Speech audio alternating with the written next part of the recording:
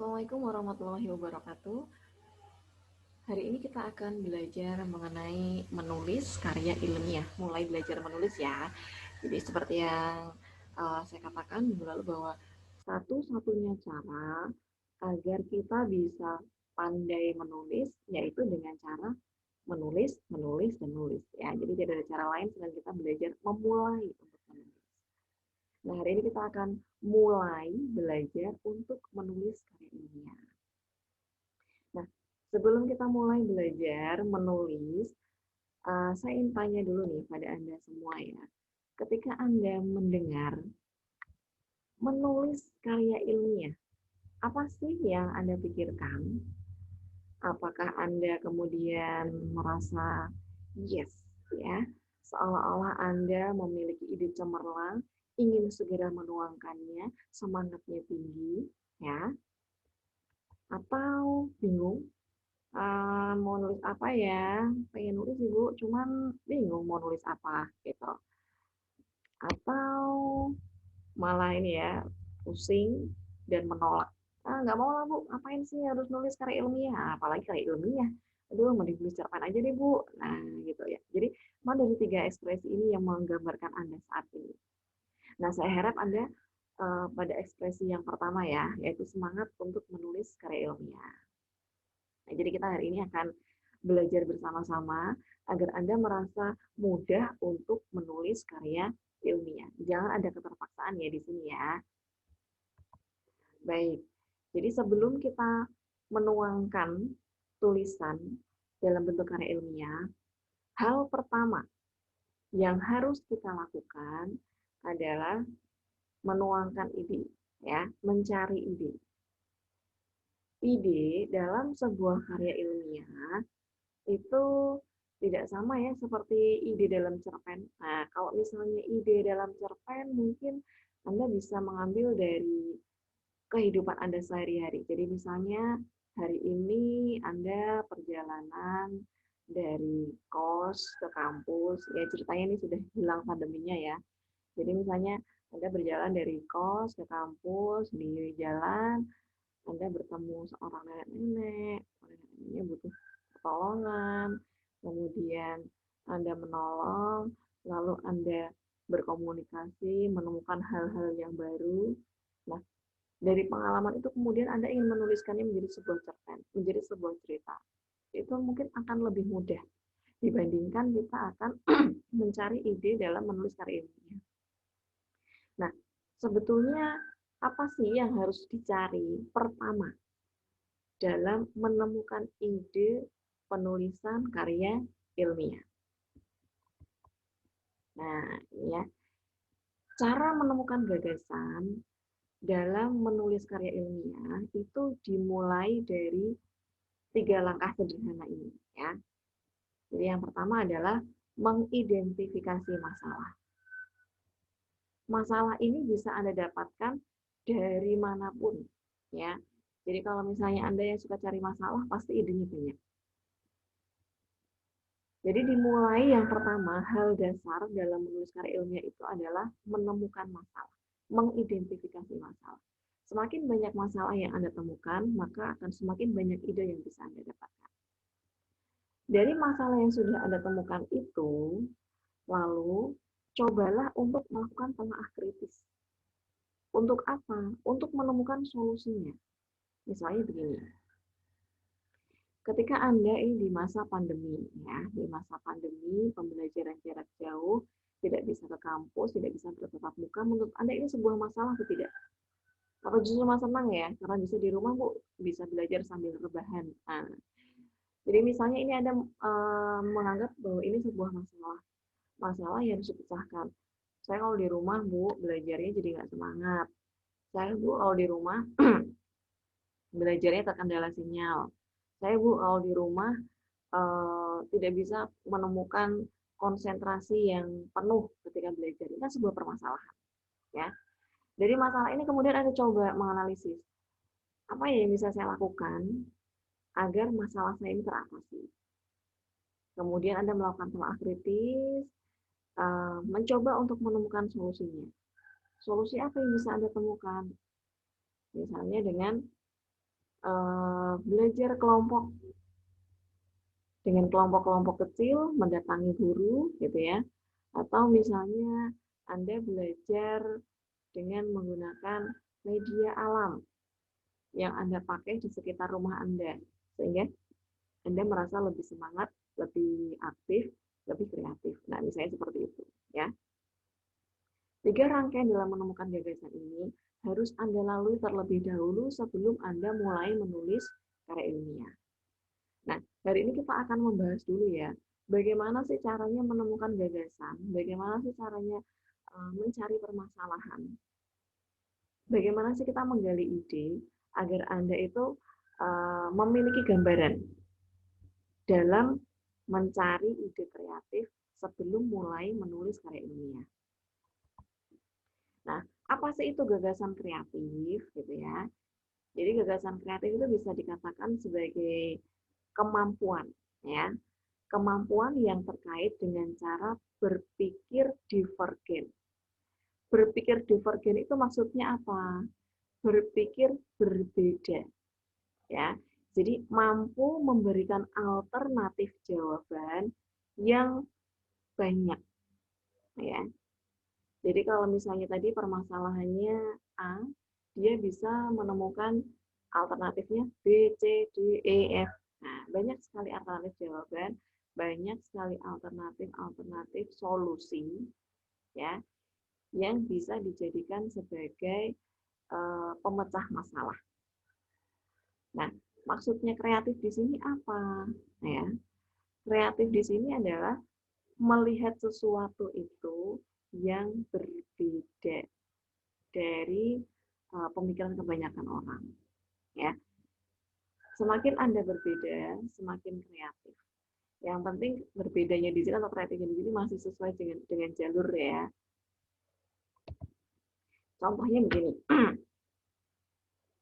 Ini mungkin gambar tehnya, teh botolnya ini tidak terlalu terlihat dengan jelas ya. Tapi Anda bisa membayangkan, saya membayangkan Anda kan pernah ya minum teh botol sosro ya.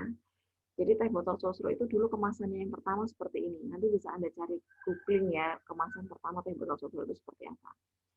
Nah, teh botol sosro itu mulai usaha itu pada tahun 1974. Nah, padahal yang namanya teh, gitu kan, Anda setiap hari bisa ya membuat teh. Anda bisa menyeduh teh sendiri, merebus air sendiri, menikmati teh sendiri, tambah es, tambah seger, itu kan Anda bisa membuat sendiri. Nah, sama, ini ketika dulu tahun 1974, semua orang ketika ini ya, pencipta teh botol sosro ini memulai usahanya, semua orang itu mencibir. Ngapain jualan teh? Semua orang kan bisa bikin teh sendiri. Semua orang bisa menyeduh teh sendiri di rumah, gitu ya. Tapi nyatanya apa? Saat ini, ya, teh botol itu adalah minuman modern yang malah ditiru orang-orang asing. Jadi misalnya Coca-Cola, Pepsi, Lipton, gitu ya. Itu awalnya, walaupun itu kalau Coca-Cola, Pepsi, Lipton itu kan mungkin teh dengan aneka rasa, gitu ya, sudah dengan inovasi yang berbeda. Tapi idenya mereka itu membuat minuman botol itu dari mana? Dari sini, ya, dari teh botol sosro ini, gitu. Kemudian ada yang namanya aqua ya, aqua juga itu air mineral yang dimasukkan ke botol. Itu awalnya apa? Ya, perintisannya ini oleh teh botol. Jadi yang awalnya semua orang itu bisa membuat teh sendiri, ya di rumah, menyeduh sendiri, dinikmati sendiri, itu dijual, dikemas dalam botol, dijual, dikelilingkan.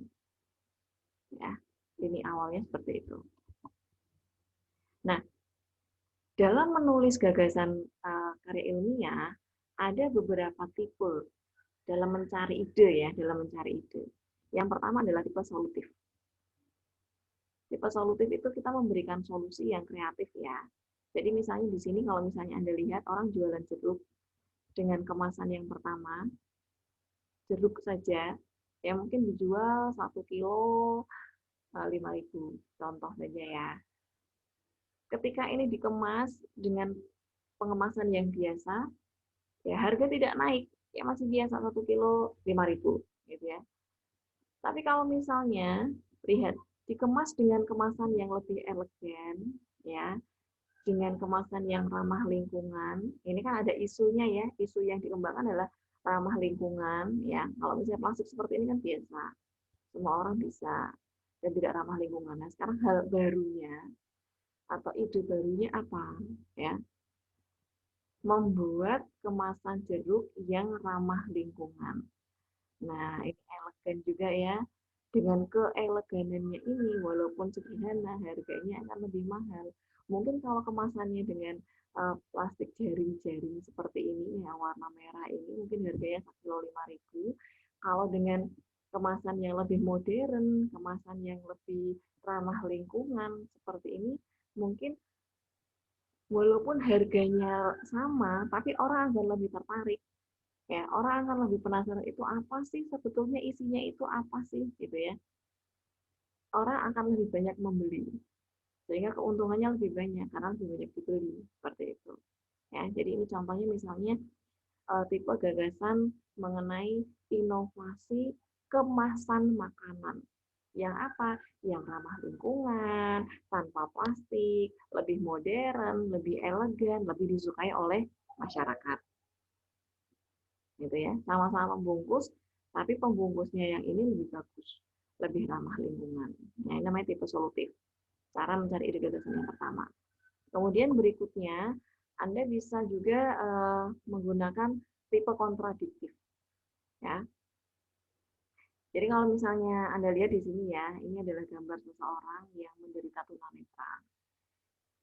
Ketika tunanetra ini diberikan, sekarang kan zaman modern, semua orang kan punya ponsel, semua orang punya handphone. Nah, handphone itu kalau misalnya kita lihat bersama-sama, hal dasar yang bisa dilakukan adalah dengan melihat ya, menggunakan mata. Nah, kalau misalnya penderita tunanetra seperti ini, bagaimana kita mau melihat handphonenya, bagaimana dia akan melihat ponselnya, bagaimana dia akan mengaplikasikan ponselnya. Padahal dengan ponsel yang saat ini, dengan layar sentuh saat ini ya, itu kan tidak bisa kita aplikasikan kalau tidak dengan melihat.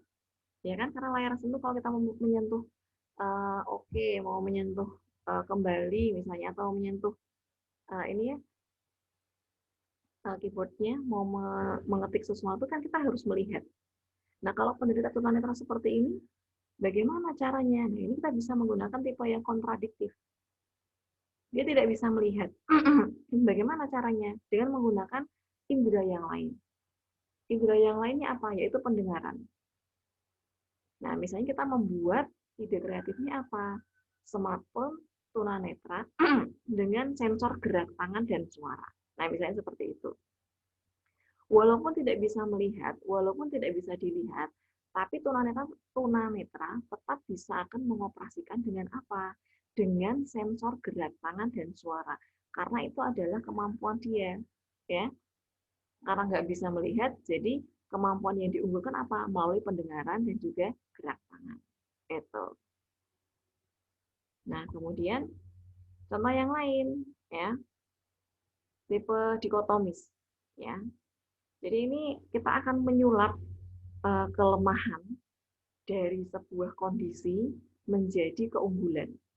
Misalnya di sini, ini contohnya adalah ketika di tempat pembuangan akhir ya, seringkali kan banyak sekali sampah-sampah yang menumpuk. Kalau hanya mungkin 1 jam, 2 jam orang lewat, kemudian diangkut oleh truk sampah, mungkin tidak masalah. Tapi kalau truk sampah mengangkutnya itu kan terbatas, ya. Jadi mungkin sedangkan ini ya sampah masyarakat itu tidak terbatas. Nah, jadi nanti apa akibatnya? Akibatnya adalah sampah tersebut menumpuk sehingga bisa mengganggu dari pemandangan, dilihat tidak sedap, kemudian bau juga ya, baunya juga mengganggu lingkungan sekitar, mengganggu udara, ya, sudah mengganggu pemandangan, mengganggu udara, mungkin mengganggu pernafasan juga, gitu ya. Belum lagi kalau nanti ada bahan-bahan kimia yang mengganggu lingkungan juga. Nah, banyak sekali kerugian ya dari sampah yang ditimbun selama waktu yang berkepanjangan. Nah, kalau misalnya kita sebagai orang yang kreatif, kita bisa mengubah kelemahan dari sampah ini menjadi keunggulan. Caranya bagaimana? Dengan kita mengelola sampah. Jadi misalnya kita dengan mengelompokkan sampah yang bisa didaur ulang dimasukkan ke dalam box A. Sampah yang tidak bisa didaur ulang dengan bahan plastik diletakkan di box B. Mungkin sampah yang tidak bisa didaur ulang yang terbuat dari kaleng atau kaca dimasukkan dalam box C dan seterusnya. Itu pengolahan sampah. Nah, kemudian sampah yang bisa didaur ulang dibuat menjadi kompos gitu ya. Sampah yang tidak bisa didaur ulang menggunakan bahan plastik bisa dibuat apa ya, industri rumah tangga yang lain. Nah, misalnya dengan kaca juga bisa dibuat apa lagi. Nah, tadinya yang sampah-sampah itu menjadi bau, itu akan lebih berguna ketika muncul ide kreatif pemilahan sampah atau pengelolaan sampah begitu ya. Jadi mengubah kelemahan itu menjadi keunggulan. Atau tipe berikutnya ya, kita bisa mengambil isu-isu kekinian. Apa sih isu terkini yang terkait dengan permasalahan yang ada di masyarakat? Jadi misalnya kalau sekarang yang kekinian ya berarti ini ya dalam pandemi, dalam kondisi pandemi, berarti yang menjadi keunggulan apa? Keunggulannya adalah semuanya serba online, ya. Jadi Anda bisa menemukan ide-ide yang serba online. Pembelajaran online, penjualan online, ya, atau hal-hal online lainnya, atau daring lainnya. Atau kita juga bisa mengambil isu-isu penting. Walaupun tidak kekinian, tapi kalau isu penting itu selalu menjadi idola. Jadi misalnya isu-isu tentang kebudayaan, isu-isu tentang moral, ya, isu-isu tentang nasionalis, itu walaupun bukan ide kekinian, tapi itu selalu menjadi isu penting yang bisa diangkat sewaktu-waktu. Ya. Nah, dari berbagai cara tadi, Anda bisa ini ya, ambil salah satu untuk menemukan permasalahan.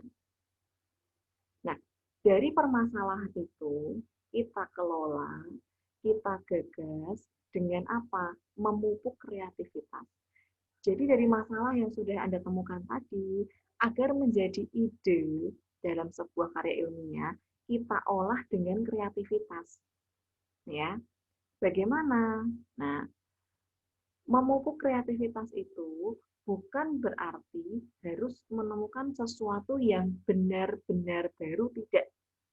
Ya, tetapi dapat juga kita itu menemukan sesuatu yang bermakna sebagai suatu penciptaan. Ya, jadi misalnya tadi, kalau pembelajaran daring atau misalnya penjualan daring lah, sebelum pandemi kita kan sudah ada GoSend, ya, kita sudah ada apa Grab instan, itu sudah ada. Tapi ketika pandemi, ya, temuan-temuan seperti itu menjadi hal yang lebih bermakna, ya tidak? Karena orang tidak bisa keluar rumah, orang tidak bisa kemudian uh, membeli, bertemu, berinteraksi, bersosialisasi secara langsung dengan pembeli dan penjual, sehingga ketika ada penemuan penting yaitu Gojek, Grab, nah itu menjadi sebuah hal yang bermakna, ya tidak? Nah, kita bisa melakukannya dengan apa? Mengambil objek-objek yang sudah ada. Ya, jadi hal-hal yang sudah ada itu bisa kita ambil, lalu kita kombinasikan dengan cara yang berbeda untuk tujuan yang baru, gitu ya. Jadi hal yang sudah ada itu bisa kita ambil lagi, kita olah kembali, lalu kita kombinasikan dengan cara-cara yang berbeda. Kita tambahkan dengan ide-ide yang berbeda untuk tujuan yang berbeda pula, untuk tujuan yang baru, begitu. Nah, pengombinasian ini bisa menjadi ide baru dalam menulis karya ilmiah. Nah, ini contoh ya. Contoh kalau misalnya Anda makan mie dulu, ya bisa ya membuat mie ya. Sampai sekarang pun juga kalau misalnya mie yang membuat sendiri, misalnya ada mie ayam gitu bisa. Atau misalnya ada di rumah orang tua Anda yang membuatkan eh, ibu Anda misalnya membuatkan mie untuk lauk, itu kan hal yang biasa. Nah, kemudian dikenallah yang namanya mie instan atau mie dadak ya. Mie dadak ini kan sebuah kebaruan ya. Kalau mie itu sudah ada, makanan mie itu sudah ada. Nah, kemudian inovasi inovasinya apa? Kebaruannya apa ya? Kita membuat mie yang bisa langsung dimasak, yang sudah ada bumbunya ya, yang mungkin sudah ada sayurnya juga, yang tinggal direbus, mudah didapatkan dan bisa melayani banyak orang. Jadi kalau dulu mungkin kan makan tadi ya, saya katakan bahwa makanan mie itu kan sudah ada. Tapi kalau orang mau makan mie itu kan harus buat dulu ya, misalnya dari tepungnya dulu, diolah, kemudian masih direbus, baru bisa dimakan. Nah, dari makanan mie yang sudah ada itu inovasinya apa? Namanya mie dadak atau mie instan. Mie instan yang sudah ada, yang sudah biasa, nah mungkin dikombinasikan lagi dengan ide, misalnya mie instan sayur, ya, misalnya ini ya contohnya di sini ada mie instan wortel atau mie dadak wortel, mie dadak sayur kabut, mie dadak buah naga, gitu. Yang itu sebenarnya juga ide baru, artinya kalau Anda makan mie instan yang biasanya, yang dari pabrikan, ya, itu kan mungkin banyak sekali bahan-bahan kimia. Nah, ini mungkin Anda membuat inovasinya adalah mie dadak tanpa bahan kimia, yang tetap bisa awet juga, yang tetap bisa dinikmati rasanya enak, kemudian warna-warni. Nah, itu kan juga hal yang baru. Gitu.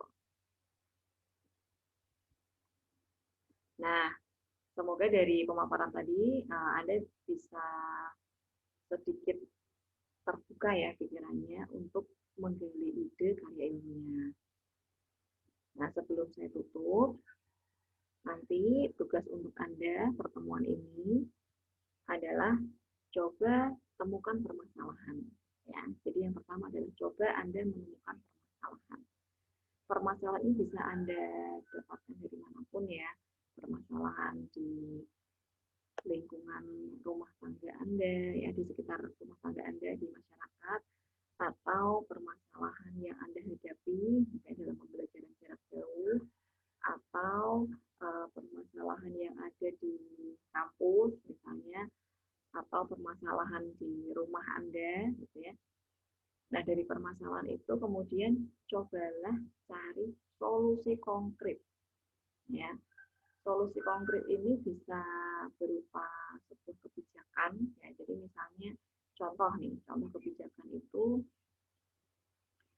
eh, misalnya dulu sempat ada pertengkaran atau ini ya permasalahan antara ojek konvensional dengan ojek daring atau ojek online. Nah, kemudian dibuatlah solusi sebuah kebijakan. Itu kan konkret ya, bisa dibaca, bisa dinikmati oleh pengguna. Atau solusi ini juga bisa berupa program.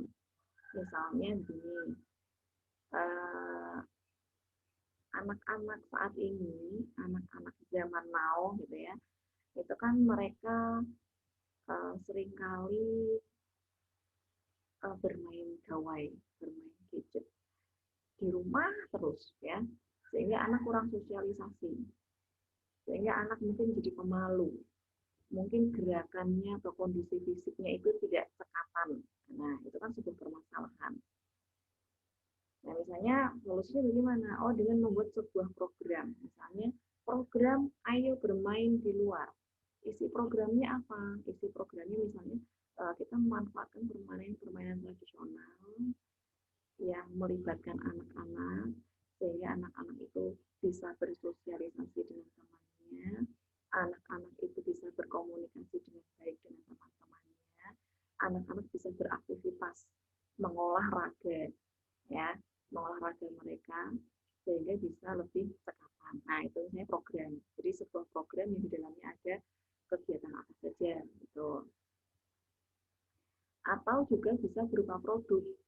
Tadi ya, yang saya contohkan tadi yang jeruk tadi, permasalahannya misalnya saat ini kemasan yang ada di masyarakat itu tidak ramah lingkungan. Kemudian ditemukanlah kemasan ramah lingkungan yang terbuat dari bahan-bahan ramah lingkungan, kemudian menarik, modern, dan sebagainya. Ya, jadi nanti Anda bisa menemukan solusi ini bisa berupa kebijakan, bisa berupa program maupun produk atau salah satu. Pilih salah satu ya. Nah, kemudian dari tadi yang Anda temukan dari permasalahannya tadi, kemudian solusinya, coba Anda gabung menjadi sebuah topik karya ilmiah. Begitu ya. Jadi nanti Anda menuliskan di dalam Word yang Anda bisa buat jadi PDF, Anda unggah nanti dalam bagian assignment. Permasalahan yang Anda temukan apa? Uraikan permasalahannya. Ya, Anda bisa menceritakan permasalahan yang ditemukan itu apa, kemudian solusi yang Anda kemukakan bisa diceritakan itu solusinya. Nah, dari masalah dan solusi tersebut, coba ide kreatifnya apa, kemudian buatlah menjadi sebuah topik karya ilmiah. Jadi topik adalah titik-titik. Gitu. Ya. Saya yakin nanti satu anak dengan yang lainnya bisa berbeda. Nah, saya menunggu ide kreatif Anda ya nanti ya. Baik, sekian dulu yang bisa saya bagi untuk hari ini. Silakan nanti kalau ada yang masih kurang jelas bisa ditanyakan dalam forum diskusi. Terima kasih atas perhatian Anda. Saya akhiri. Wassalamualaikum warahmatullahi wabarakatuh.